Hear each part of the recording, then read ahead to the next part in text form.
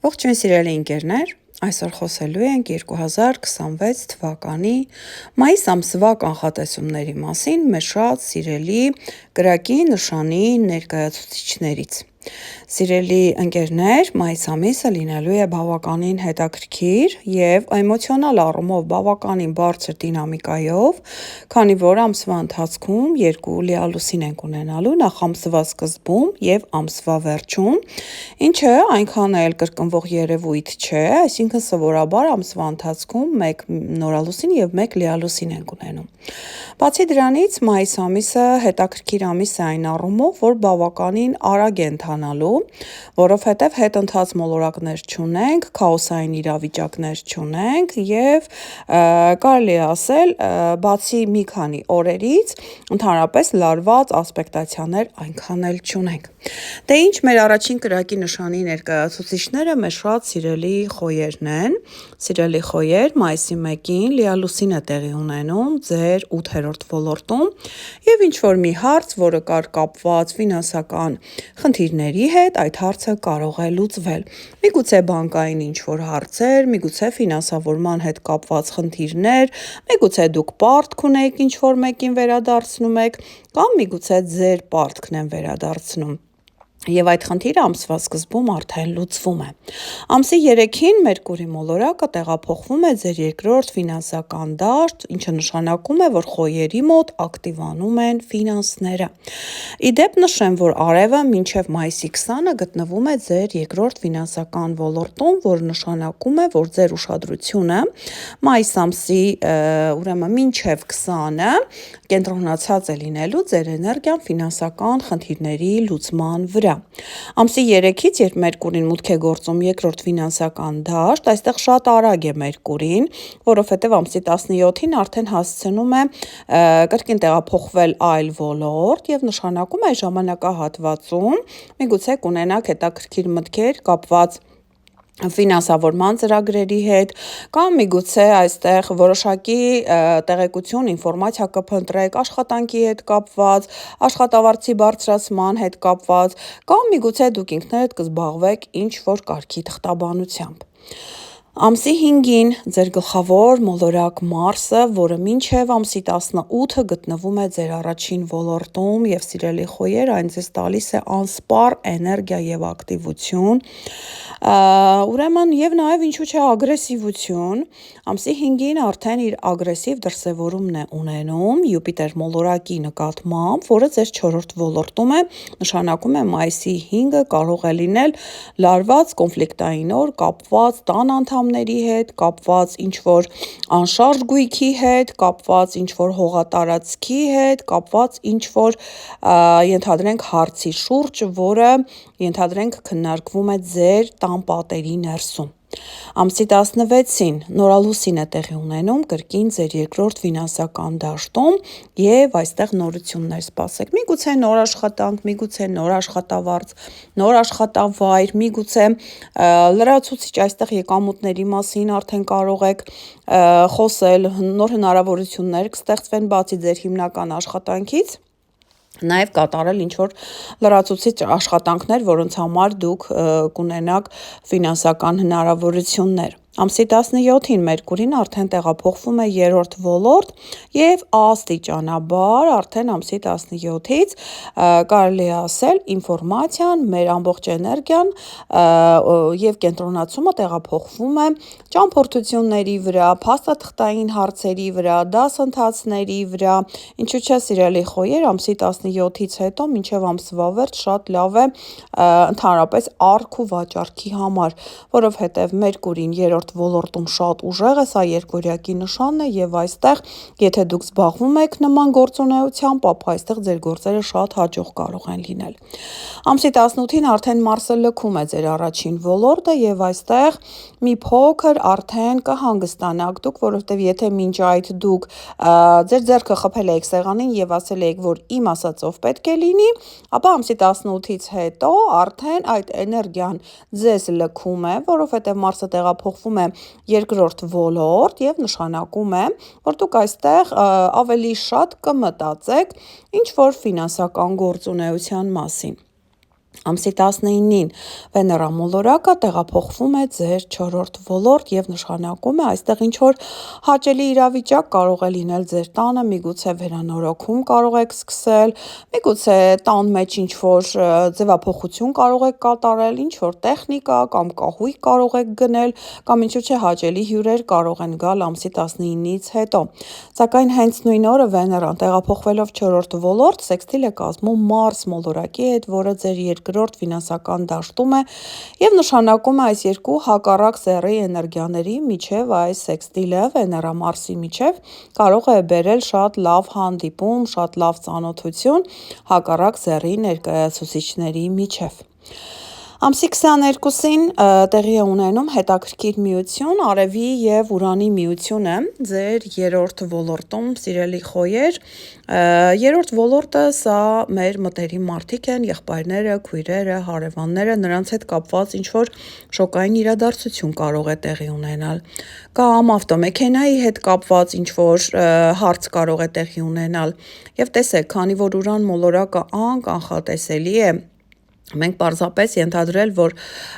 վերցնել ու ենթադրել, որ այդ միությունը կարող է բերել ինչ-որ դրական միայն կամ միայն բացասական իրավիճակներ, մենք չենք կարող, որովհետև ամսի 22-ը լինելու է անակնկալների օր, կապված, ասենք, վարորդական իրավունքի հետ, ասենք, կապված ավտոմեքենայի առք ու վաճառքի հետ, կապված եղբոր կամ քրոջ հետ, կապված, ասենք, փաստաթղթային ինչ-որ հարցերի հետ, անսպասելի կերպով ինչ-որ անակնկալ իրավիճակ կհայտնվի ձեր կյանքում նշածս թեմաների շուրջ։ Ամսի 26-ին, սիրելի խոյեր, ունենք լարված ասպեկտացիա Մարսի եւ Պլուտոնի միջև, այստեղ շատ ուշադիր ենք լինում, որովհետեւ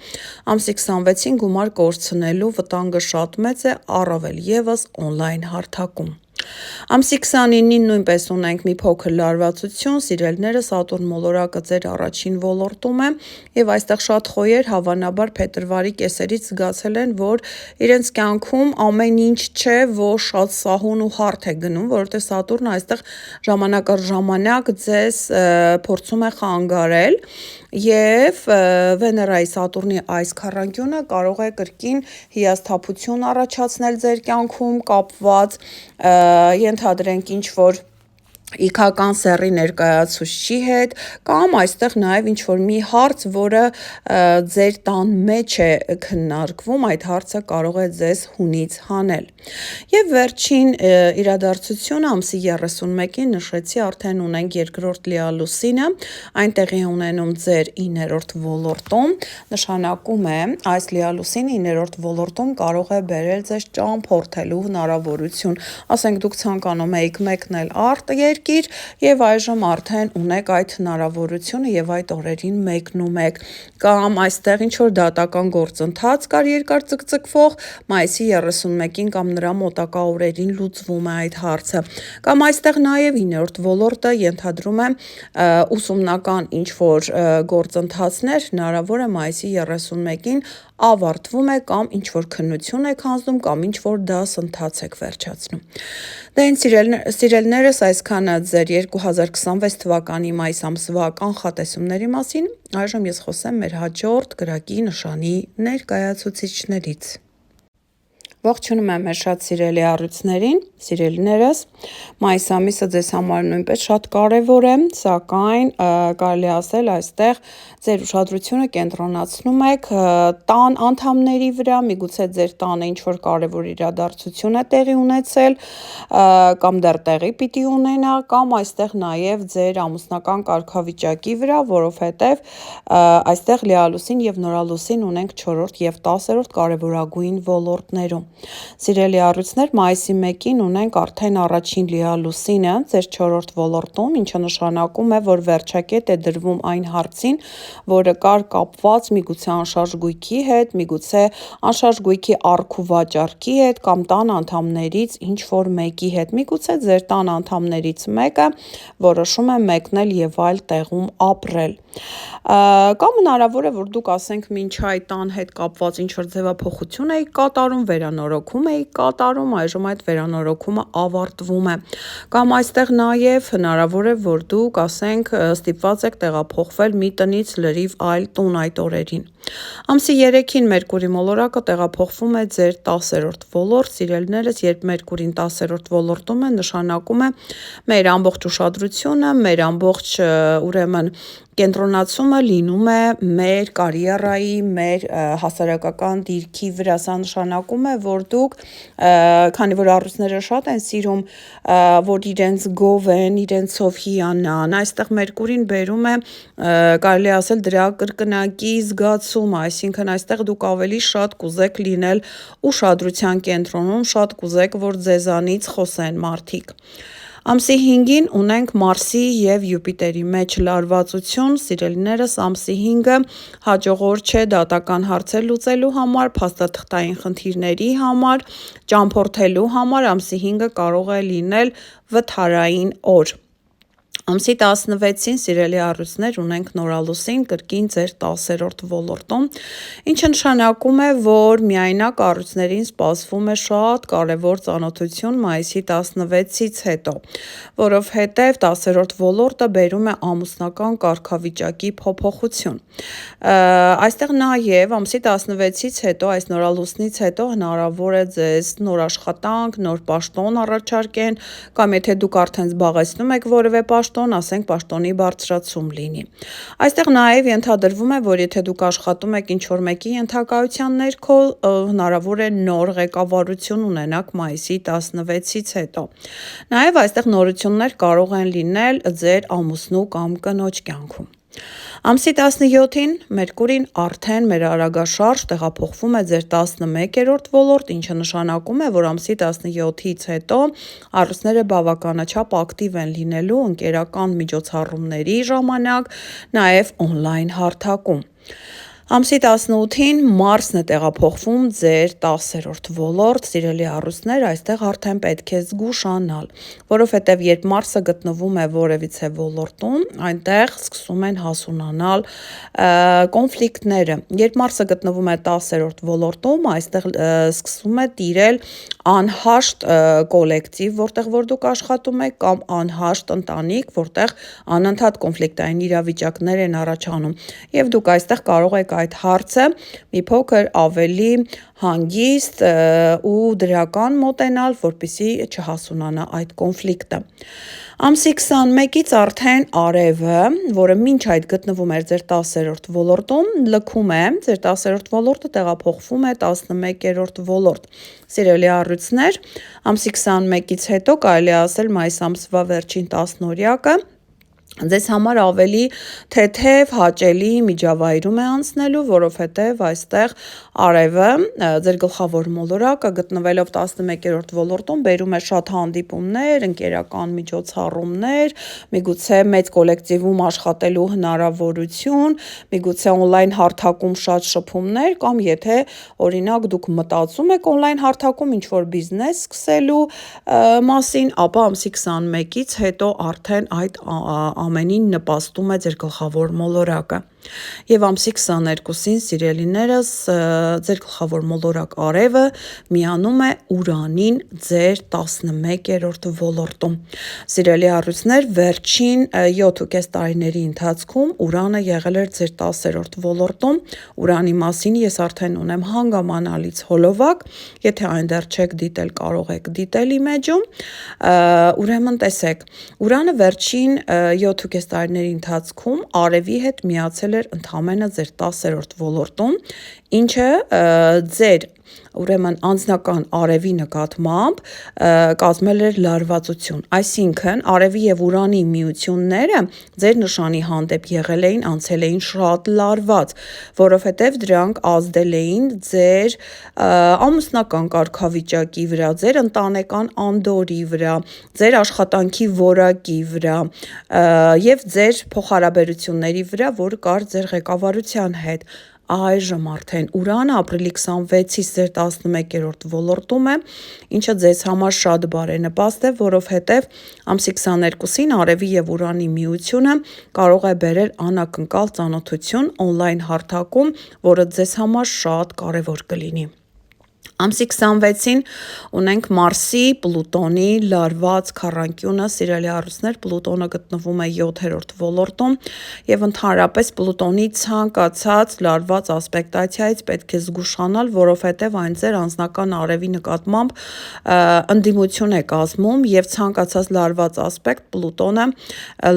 ասպեկտի ներքո Պլուտոնը վատ է անդրադառնում հենց ձեր իսկ նշանի վրա եւ ամսի 26-ը ձեզ համար կարող է լինել շատ խելահեղ մի օր, երբ այդ օրը կարելի ասել ոչ աշխատանքի վայրում ձեզ կհասկանան, ոչ տանը կհասկանան, ոչ ձեր սիրած էակը կհասկանա, ոչ ձեր կողակիցը կհասկանա եւ այստեղ կարելի ասել մի քաոսային օր է լինելու ամսի 26 այս օրը խորհուրդ կտամ ընդհանրապես չշփվել ոչ մեկի հետ, եթե ուզում եք խուսափել կոնֆլիկտներից։ Ամսի 31-ին ունենք երկրորդ լիալուսինը եւ այս լիալուսինը տեղի է ունենում արդեն ձեր 5-րդ ոլորտում եւ այդ լարվածությունը կարելի ասել գրեթե թոթափվում է, որովհետեւ 5-րդ ոլորտ այն ամենն է, ինչը մեզ հաճույք է պատճառում եւ նշանակում է, որ այստեղ ինչ որ շատ հաճելի մի իրադարձություն պետք է տեղի ունենա մայիսի 31-ին կամ նրա մոտակա օրերին, կապված կլինի ձեր երեխաների հետ, կապված կլինի ձեր սիրած էակի հետ, դե կարող է կապված լինել նաեւ ձեր հանգստի մեկնելու ծրագրերի հետ։ Դե ինձ սիրելիներս այսքան է առույցների մայիս ամսվա կանխատեսումներից, այժմ ես անդրադառնամ մեր վերջին արևի նշանի, կրակի նշանի ներկայացուցիչներին, մեր շատ սիրելի աղեղնավորներին։ Ողջունում եմ մեր սիրելի աղեղնավորներին, սիրելիներս, ձեզ համար առավել կարևոր է լինելու ամսվա երկրորդ հատվածը, որովհետև այստեղ եւ արևն է լինելու 7-րդ ոլորտում եւ նաեւ ունենք լիալուսին ամսվա վերջում ձեր իսկ առաջին ոլորտում, սակայն ամիսը բավականին դրական է լինելու եւ այստեղ ամսվա սկզբում որոշակի աշխատանքային կամ առողջական հարցեր կարող եք լուծել։ Մայիսի 1-ին ունենք առաջին լիալուսինը ձեր 12-րդ ոլորտում եւ ինչ որ մի հարց կապված միգուցե հանգստի մեկնելու ծրագրերի հետ, միգուցե այստեղ ինչ որ աշխատանքային խնդիրների հետ կամ միգուցե նաեւ առողջության հետ այդ հարցերը պետք է պարզեցվեն։ Սիրելի աղեղնավորներ, մայիսի 1-ի լիալուսինը նաեւ բերում է ինչ որ մեկի գաղտնիքների բացահայտումը, որովհետև 12-րդ ոլորտը սա փակ ոլորտ է, սա գաղտնիքներն են, իսկ լիալուսինը ամբողջ իր լուսնային ուժով բացում է այդ գաղտնիքը։ Ամսի 3-ին Մերկուրին տեղափոխվում է ձեր 6-րդ ոլորտ եւ աղեղնավորների մոտ ամբողջովին աշխատանքային վիճակ է, նշանակում է բուռն աշխատանքային գրաֆիկով եք սկսելու աշխատել ամսի 3-ից, սակայն Մերկուրին արագաշարժ է եւ ամսի 17-ին արդեն հայտնվելու է ձեր 7-րդ ոլորտում, նշանակում է այս բուռն վիճակը աշխատանքային ընդամենը 2 շաբաթ է տևելու։ Ամսի 5-ին Մարսի եւ Յուպիտերի միջև լարված ուրեմն քառանկյուն ունենք, սիրելի աղեղնավորներ, Յուպիտեր մոլորակը ձեր գլխավոր մոլորակն է, որը ընդհուպ մինչև հուլիս ամիսը լինելու է ձեր 8-րդ ֆինանսական դաշտում եւ այնտեղից ձեզ բավականաչափ նպաստում է ֆինանսական հարցերը լուծելու։ Սակայն ամսի 5-ը լինելու է ֆինանսական առումով լարված օր եւ այդ ֆինանսները հնարավոր է կապված լինեն, ասենք երեխայի հետ լրացուցիչ ինչ որ ծախսեր, որոնք դուք չեք նախատեսել, կամ այստեղ ինչ որ ֆինանսական ինչ որ պարտքի վիճակներ, որ դուք շատ պատահական իմանում եք, որ ասենք ձեր երեխան կամ ձեր սիրած էակը ունի բավականաչափ պարտքեր, որոնց համար դուք եք կրում պատասխանատվություն։ Այստեղ լարվածություն կլինի կապված նաև հանգստի մեկնելու ծրագրերի հետ եւ այդ ամենը կրում է ֆինանսական բնույթ։ Ամսի 16-ին ունենք նորալուսին 6-րդ ոլորտում, նշանակում է միգուցե նոր աշխատանք, նոր աշխատանքային գրաֆիկ, նոր աշխատավայր, նոր աշխատանքային կոլեկտիվ, նաև ամսի 16-ից հետո հնարավոր է, որ դուք որոշեք, որ ընտանի կենդանի եք ուզում պահել կամ ասենք ուզում եք զբաղվել ինչ-որ մեկի խնամքով։ Ամսի 17-ին արդեն Մերկուրին տեղափոխվում է 7-րդ ոլորտ եւ աստիճանաբար արդեն Սկսում է ամսվա երկրորդ հատվածը աշխատել ավելի շատ կողքի մարդկանց ուշադրության կենտրոնում, որովհետև երբ Մերկուրին 7-րդ ոլորտում է, նշանակում է արդեն ձեր ուշադրությունը կենտրոնանում է ոչ թե աշխատանքի, ոչ թե ձեր առողջության, ոչ թե ձեզ հուզող հարցերի, այլ կողքի մարդկանց հարցերի վրա։ Եվ այստեղ շփումներն են ակտիվանում կողքի մարդկանց հետ եւ բացի դրանից այստեղ Մերկուրին բերում է բավականաչափ ուրեմն նոր ծանոթներ։ Ամսի 18-ին Մարսն է տեղափոխվում ձեր 6-րդ ոլորտ, այստեղ սիրելի աղնավորներ պետք է զգուշանալ, որովհետև երբ Մարսը 6-րդ ոլորտում է, սա նշանակում է, որ այստեղ առողջությանը մի փոքր վտանգ է սպառնում։ Իհարկե, Մարսը սիրում է արագություն, նախ առաջին հերթին սա պետք է հաշվի առնել եւ եթե դուք մեքենա եք վարում, չգերազանցեք արագությունը եւ բացի դրանից Մարսը սիրում է տենդ, ջերմություն եւ նշանակում է այստեղ պետք է զգուշանալ, երբ Մարսը հայտնվում է 6-րդ ոլորտում, որպեսզի ասենք չունենաք բարձր ջերմություն կամ ինչ-որ մեկից օդակաթիլային ճանապարհով չվարակվեք։ Ամսի 19-ին արդեն Վեներամոլորակն է տեղափոխվում ձեր 8-րդ ոլորտ, որտեղ Յուպիտերն է, սիրելիներս, եւ նշանակում է, եթե դուք ունեիք բանկային հարցեր, եթե դուք ունեիք ինչ-որ մեծ ֆինանսների հետ կապված հարցեր, այստեղ Վեներան բերում է, կարելի ասել, շատ հաճելի վիճակ, որը կարող է շատ հանգիստ լուծվել այդ հարցը մայիսի 19-ից հետո մինչև ամսվա վերջ Վեներան այստեղ է լինելու։ Ամսի 22-ին սիրելի աղեղնավորներ, երբ արևը արդեն վերջապես մուտք կգործի ձեր 7-րդ ոլորտ եւ ձեր ուշադրությունը եւ ձեր ամբողջ կենտրոնացումը կլինի 7-րդ ոլորտի վրա, տեղի է ունենում մի յուրահատուկ միություն, Արև-Ուրան միությունը։ Ես Ուրանի մասին ունեմ հանգամանալից հոլովակ եւ խորհուրդ եմ տալիս դիտել այն, եթե դեռ չեք դիտել, իմեջում կարող եք գտնել Ուրանի հոլովակը եւ սիրելիներս Ուրանը ձեր 7-րդ ոլորտում է, նշանակում է Ուրանը ցնցելու է ձեր շրջապատը։ Եվ այստեղ ամսի 22-ին հետաքրքիր միություն է տեղի ունենում Արևի Ուրանի միջև ձեր 7-րդ ոլորտում եւ հատկապես այն աղեղնավորները, ովքեր ծնվել են նշանի ամենասկզբում, ուրեմն նրանք առավել ուժգին կզգան այս երկու մոլորակների միությունը,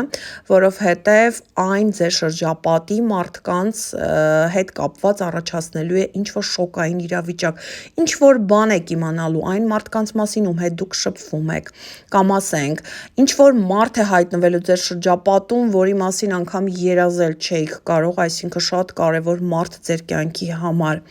կամ այստեղ ինչ-որ իր շոկային իրավիճակ է լինելու կապված, ասենք, ձեր կողակցի հետ, միգուցե ձեր հաճախորդի հետ, այսինքն այն մարդկանց հետ, ում հետ դուք ամեն օր շփվում եք, այդ մարդկանց մասին է խոսքը։ Ամսի 26-ին ունենք հոյակապ ասպեկտ Արևի եւ Պլուտոնի միջև եւ նշանակում է այստեղ Պլուտոնը լինելով ձեր 3-րդ ոլորտում նպաստավոր է ձեզ համար փաստաթղթային հարցերում, ամսի 26-ը նպաստավոր է նաեւ մեքենա վաճառելու գնելու հարցերում, փաստաթղթային հարցերը նշեցի արդեն, դասընթացների հետ կապված, ճամփորդությունների հետ կապված ամսի 26-ը հոյակապ օր է։ Եվ ամիսը վերջանում է մեր երկրորդ լիալուսնով, ամսի 31-ին ունենք լիալուսին ձեր առաջին ոլորտում։ Սիրելի աղեղնավորներ, առաջին ոլորտը այն է, ինչ այս պահին մեզ իրոք իսկապես հուզում է, մեզ համար ինչ-որ շատ կարևոր է, միգուցե սա մեր անձնական հարթակն է, միգուցե սա մեր առողջությունն է, միգուցե սա մեր աշխատանքն է, միգուցե սա մեր երեխաներն են, եւ տեսեք, երբ լիալուսինը տեղի ունենում առաջին ոլորտում, սա նշանակում է, որ այդ հարցերի հետ կապված ինչ-որ կարևոր որոշում է տրվելու, ինչ-որ մի կոնֆլիկտ, ինչ-որ մի խնդիր ավարտվելու է, որովհետև լիալուսինը վերջակետ է դնում այն խնդրին, որը կար կապված վերջին 6 ամիսների ընթացքում ձեզ հուզող այդ թեմայի շուրջ։ Դե ինձ սիրելիներս, այսքանը ձեր մայիս ամսվա կանխատեսումների մասին, կհանդիպենք հաջորդ հոլովակում, առայժմ։